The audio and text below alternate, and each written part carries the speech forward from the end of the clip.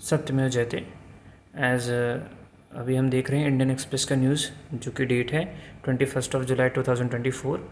और चूँकि चैनल जो हमारा स्पेसिफिकली डील करता है वो लॉ रिलेटेड न्यूज़ से है, सो हम इस पूरे न्यूज़पेपर में as from the perspective of lawyers हम ये चीज़ें इसकी न्यूज़ कवर करेंगे। सो पहली न्यूज़ जो इम्पॉर्टेंट है that is this one, like new criminal law pose fresh challenges for veteran lawyer learning each section afresh। सो इनका मेन कंसर्न वही है कि हमको दोबारा से नए सेक्शन रटने पड़ेंगे। It's like 302 has been converted to 103, 420 convert हो रहा है 318 में, then 375 has been converted to 663। So now अब since 1 July new criminal came into the force, so Delhi के जितने भी lawyers हैं said that they were facing a new and unexpected challenge। so basically उनको नए सेक्शन को recall memorise करने में इशू हो रहा है। एंड बेसिकली दिस ये किया कि कौन सी चीज़ किस में कन्वर्ट हुई। Then Pramod Dubey, all the provision were at our finger tips, said senior advocate Pramod Dubey. ये इनका पहले का था। नाउ सिचुएशन चेंज, अब उनको डबल क्रॉस चेक करना पड़ रहा है कोई भी सेक्शन के रिगार्डिंग में जब वो आर्गूमेंट करते हैं। KC Mittal, former chairman of the bar council of Delhi, इन्होंने भी यही सेम चीज़ कहा कि nobody has learn the new section yet, this will increase the work of जज का काम बढ़ाएगा एज वेल एज एडवोकेट्स का भी काम बढ़ाएगा। और मित्तल साहब ये 52 ईयर्स से who has been practising law for over 52 years. Now, advocate with many years of practice will have to go back to the law college, he added, stressing that there is going to be total chaos in the court for the some time. So, for the some time, exactly ये practical में है भी कि कुछ time के लिए court में पूरा टोटल chaos चलेगा। एंड वन मोर इम्पॉर्टेंट जो इन्होंने मार्क किया है, like increase in the maximum period of police custody to 90 days। 90 days में आपने कस्टडी को दिया। And he claimed that new law give unbridled power to the police, we could be heading towards a police state, ये इनका कहना है। With respect to the zero FIR के regarding में इनका एक इंपॉर्टेंट पॉइंट आप समझिए या पहचान लीजिए। From the top former chairman bar council of Delhi KC Mittal, ऊपर वाले साहब, then senior advocate Pramod Dubey, ये number blue coat, and then advocate Rajeev Mohan.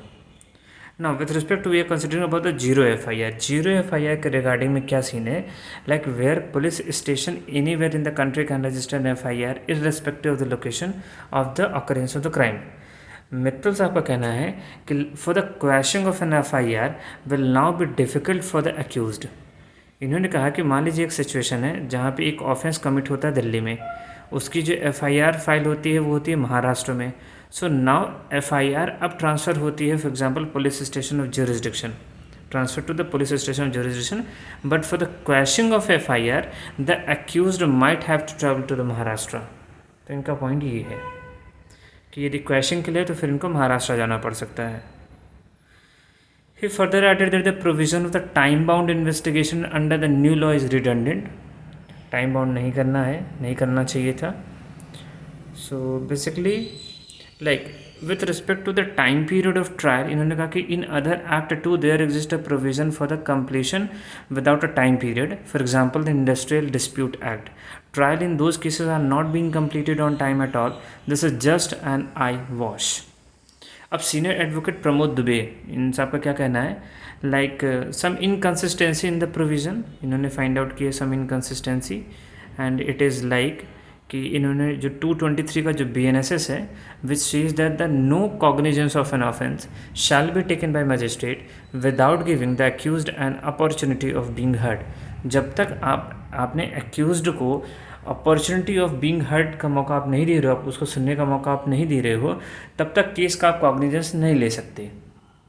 Now if the accused is given a right to be heard, अब इनका कहना है कि मान लीजिए ट्रायल के पहले आपने एक्यूज्ड को राइट दे दिया सुनने का, एंड उसके बाद भी यदि कॉग्निजेंस ले लिया गया उसके अगेंस्ट में, this means that his defence was rejected by court. तो इसका मतलब तो ये हुआ कि उसने जो डिफेंस किया उसको कोर्ट ने रिजेक्ट कर दिया। तो फिर what then is the purpose of trial, then trial का पर्पस ही क्या हुआ? उन्होंने पूछा, he asked adding that this could lead to accuse person going to higher court in record number. So इसका रिपरकशन क्या होगा कि ज़्यादातर लोग हाई कोर्ट जाएंगे अपील पे। Now, the law could end up increasing the pendency of case in our High Court as well.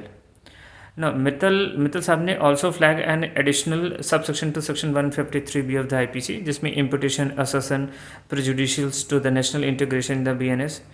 अब ये चीज़ें 197 में BNS में आ गई, 197 के 1 में, और इसमें 4 सबसेक्शन है.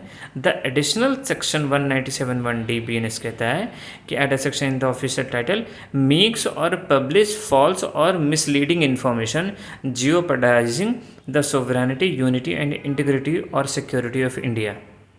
सो मान लीजिए कोई एक मीडिया पर्सन है जो कि writing an article can be accused of providing misleading information. पहले ये कोई प्रोविज़न नहीं था, बट अब ये है. राजीव मोहन साहब ने जिनकी 30 ईयर्स की प्रैक्टिस हो चुकी है, इन्होंने कहा कि there has been no proper training of lawyer regarding the law, regarding the new criminal law.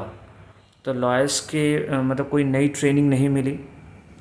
It is correct that bulk of the provision of the old law, सही है कि ठीक है, bulk of the provision of the old law have been retained in the new law and every section is renumbered, but if few changes where required in the existing law that could have been achieve through amendment.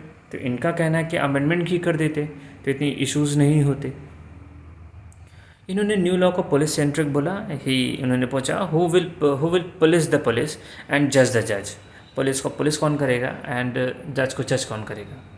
How lawyer Ashok Agarwal who has been practising for 48 years, we are all used to such changes. A lawyer or a judge has to read the provision of law repeatedly, and this is required to understand and apply the law, and there is no need to memorize the provision of the law. So basically ये इन्होंने new criminal law से regarding इन्होंने अपना जो भी contention था वो claim किया. Now one more important article is there in this which is very much important, and that deals with the Kerala High Court judgment. Now this one, and that is criminal appeal after July 1st must follow BNSS provision, Kerala high court ने कहा. Now अब इसमें confusion क्या हो रही है कि मान लीजिए एक केस है 1 जुलाई के पहले वो सुना जा चुका है. एक सिचुएशन हो सकती है कि उसकी अपील 1 जुलाई के पहले फाइल की गई हो, दूसरा सिचुएशन हो सकता है कि उसकी अपील 1 जुलाई के बाद फाइल की गई हो. इशू यहीं पे आ रहा है. अब एक केस होता है and it is like just come to hear. Single judge bench of the Justice P.G. Ajit Kumar held that for the conviction and sentence passed before July 1, appeal should be filed as per the provision of the BNSS. So simply July. Now come to the more point. Then I'll explain it to you. Now the clarification was given when the court was hearing a criminal appeal. अब case के fact पे आइए and it is like POCSO का matter था. Appeal file होती है कब? 12 जून. Case होता है 12 जून को. The appeal was made on July 10. 10 जुलाई को अपील फाइल होती है अंडर द प्रोविजन ऑफ 374 का क्लॉज 2 और द CRPC. अब क्वेश्चन ये अराइज होता है कि whether this appeal could be filed under the provision of the CRPC या ये BNSS में जानी चाहिए. वही 374 का 415 करोल हो जाता है BNSS में. So now the court observed the petitioner argued that the trial was held under the CRPC. petitioner का कंटेंशन था चूँकि ट्रायल हमारा CRPC के अंडर में हुआ है तो हमारी अपील भी CRPC में होनी चाहिए. So he had the right to appeal under the same code and could not be forced to invoke the BNSS. But the court wondered whether the section 374 clause 2 of the CRPC or section 415 clause 2 of the BNSS govern the appellant's appeal. अच्छा, ये similar question और भी other high court के सामने आ चुके हैं. Kerala high court के रिगार्डिंग में क्या है? केरला हाई कोर्ट ने कहा है it is like the Kerala high court did not agree with the July 11 ruling of the single जज bench of the Punjab and Haryana high court that if a defect in a plea filed on or before June 30 is cured after July 1, that appeal plea will not be maintainable. The Kerala High Court just said mere misquoting of provision or misquoting in the nomenclature shall not fail a plea. The Kerala High Court, however, agreed with the other High Court ruling on the point that no new fresh appeal or application or revision or petition can be filed under the CRPC on or after July 1st, and that any appeal, application, revision, petition filed on or after July 1 is to be filed instituted under the provision of the BNSS. So simply in short आप इस provision को आप ऐसे समझिए कि मान लीजिए 1 जुलाई के पहले एक केस जिसका ट्रायल हो चुका है उसकी उसकी अपील फाइल होती है 1 जुलाई के बाद। तो उसका जो अपील जो डिस्पोज ऑफ होगी वो बीएनएसएस को फॉलो करेगी, ना कि सीआरपीसी को। बिकॉज इसके कई सारे जजमेंट में एक रीजनिंग ये निकल के आई है कि प्रोसीजरल पार्ट पे जो एक्यूज्ड है उसका राइट नहीं होता, उसके जो भी उसको राइट प्रोवाइड किए गए हैं उन पे राइट होता है। एंड इट इज़ लाइक कि जिस डेट को उसने ऑफेंस किया तो एज़ पर द लॉ जो भी ऑफेंस डिक्लेयर किया गया उसी हिसाब से चलेगा। But as with respect to the part of the procedure he has no directly control over it. So इस लॉजिक के बेसिस पे केरला हाई कोर्ट ने बोला कि यदि आपकी, अच्छा एक चीज़ और है जो आपके सीआरपीसी में लिखी है कि कंटिन्यूएशन जो सूट चलेगा यदि पेंडिंग के रिगार्डिंग में है। मान लीजिए 1 जुलाई के पहले कोई अपील है जो कि पेंडिंग में है और अब न्यू लॉ आ जाते हैं तो फिर वो पुराने सीआरपीसी से चलेगी। बट सिचुएशन, मैं फिर से इस पॉइंट को रिपीट कर रहा हूँ कि 1 जुलाई के पहले ट्रायल कंप्लीट हुआ और 1 जुलाई के पहले ही अपील फाइल कर दी गई। उस सिचुएशन में जो अपील चलेगी वो आपकी सीआरपीसी के हिसाब से ही चलेगी।